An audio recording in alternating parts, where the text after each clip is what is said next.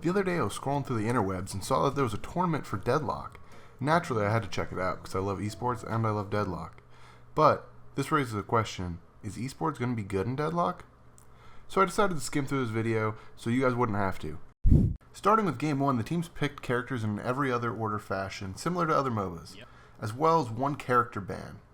So starting with TF2 Boomers, they picked Ivy, Infernus, Paradox, Lash, Mo and Krill, and Viscous. For their one ban, they picked Shiv, which is interesting because it's a newer character, especially when this tournament took place.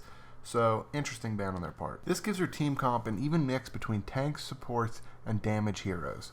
Moving on over to Dirty Mike and the boys, they decided to pick Dynamo, Bebop, Grey Talon, Wraith, Warden, McGinnis, and they banned Vindicta. This leaves them with a similar team comp with an even mix between tanks, supports, and damaging heroes.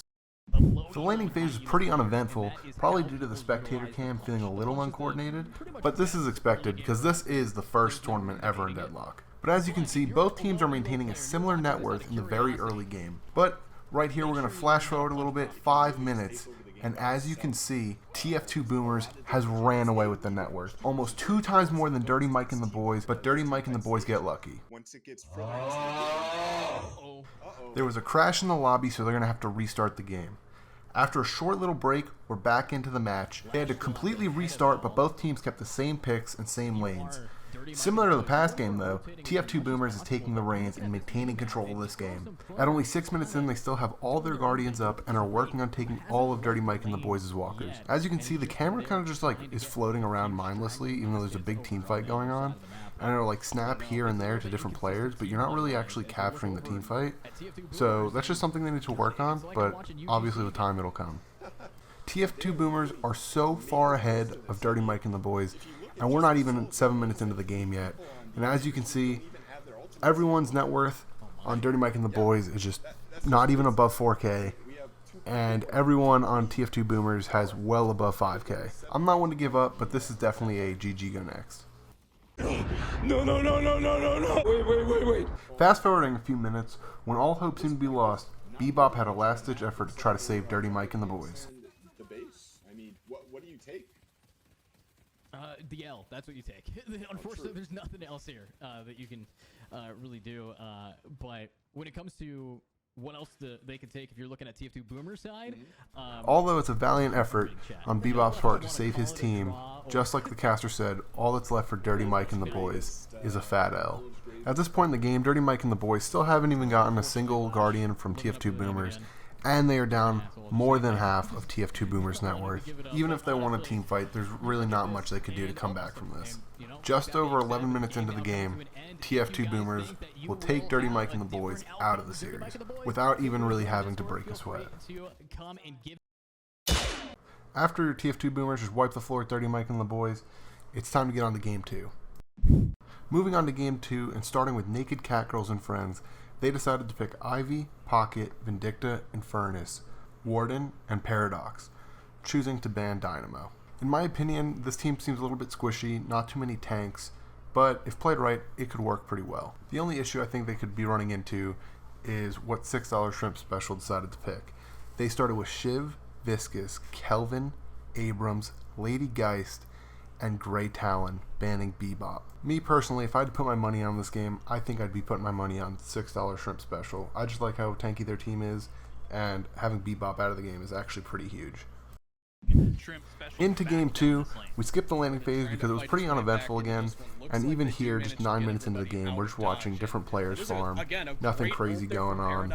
Both teams seem to have about the same net worth, just a few thousand difference, but nothing crazy. Actually seems like it's going to be a legit game, unlike the first game. But, similar to the first game, we hit another speed bump. But this crash won't stop this caster from continuing to spit.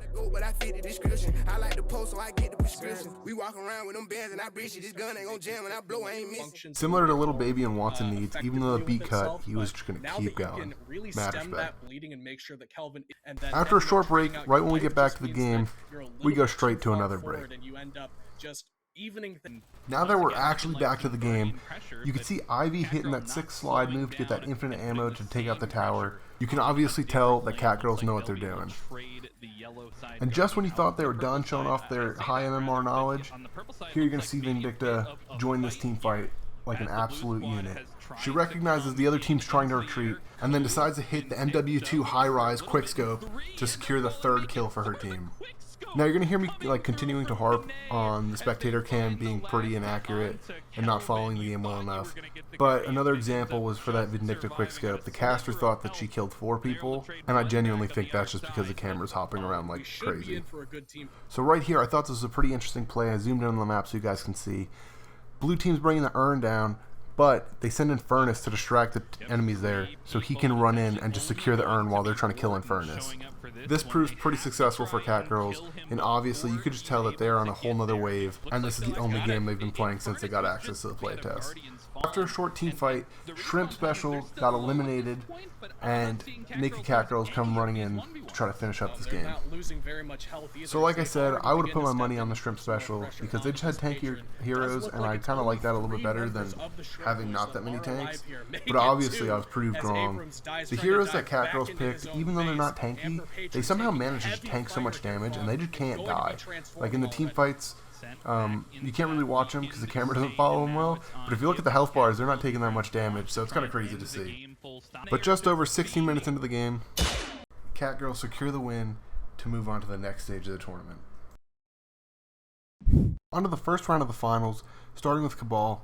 They picked Infernus, Ivy, Lady Geist, Mo and Krill, Abrams, Grey Talon, and chose to ban Bebop. I'm a fan of their lineup. They have some good tanks, a lot of lifesteal, and a lot of survivability in these characters. Now, moving on to Naked Catgirls, they picked Shiv, Dynamo, Vindicta, Wraith, Viscous, and McGinnis, banning Lash. Another good lineup, a lot of damage, a few good tanks, and just banning Lash is overall a good move because he's a bully. It's pretty interesting. In the laning phase here, you can see the yellow team has McGinnis kind of hopping back and forth between lanes. It's a pretty interesting strat that I haven't really seen. Basically, he's just going to whatever lane needs more help and just hopping back and forth like that. But it's interesting because the right 2 lanes aren't actually doing that, so I guess it's just based on like the matchup you're going against. But just like the past games, the camera kind of isn't really following anyone specific, and then like the 2 teams, as soon as they group fight, they kind of just disperse and retreat, so you don't really actually get to see anything too crazy during this game, which is kind of upsetting. But if you look at the top, you can see the net worth is just a crazy difference here. Cabal is just running through the Catgirls, so, and that kind of didn't really even sound right, so I probably should have just reworded that, but whatever. So since there's some downtime in the game, I just kind of wanted to talk about the map. I think for tournaments, they're probably going to need to do something different with the lane color, because you can see where the lane's pushed up based on like the gap and like the color of minions, but I don't know. I feel like for some people, and I'm low-key talking about myself, it's kind of hard to track sometimes, like just at a glance, especially with like the yellow creeps in the yellow lane and the blue creeps in the blue lane. But we'll see with time what happens. And pushing on 28 minutes, Cabal is winning with over 50,000 more net worth and just destroying Catgirls. Honestly, nothing really Catgirls could do here. I feel like even if they won a team fight, it really wouldn't change anything. But Cabal goes and wins game 1. Now we're moving on to game 2 of this best of 3. In game 2, Catgirls really changed up their pick, deciding to go with Ivy, Lady Geist, Vindicta, Pocket, Grey Talon, McGinnis, and deciding to ban Lash. The interesting thing is that most of these picks, or half of their team's picks, were all picks from Cabal last game. It almost seems like they're trying to deny them those characters. On to Cabal, who also decided to steal some of Catgirls' picks from their past game, went with Infernus, Shiv, Dynamo, Mo and Krill, Abrams, Kelvin, and banning Bebop. I skipped the lane phase again just because, you know, uneventful, didn't really see anything on stream. But here, 14 minutes into this game, both teams are actually pretty equal, and then Lady Geist getting this Walker here really evens it out some more, kind of giving their team a little bit more net worth. And like the casters are saying, this honestly keeps them into the game, and at this point in the game, you really can't see who's going to win, who's going to lose yet, unlike the last game. A little bit. It's not Gets until tagged down, might have Catgirls been a loses bit this team overaggressive fight there, just stunned against out the of his Cobble mind.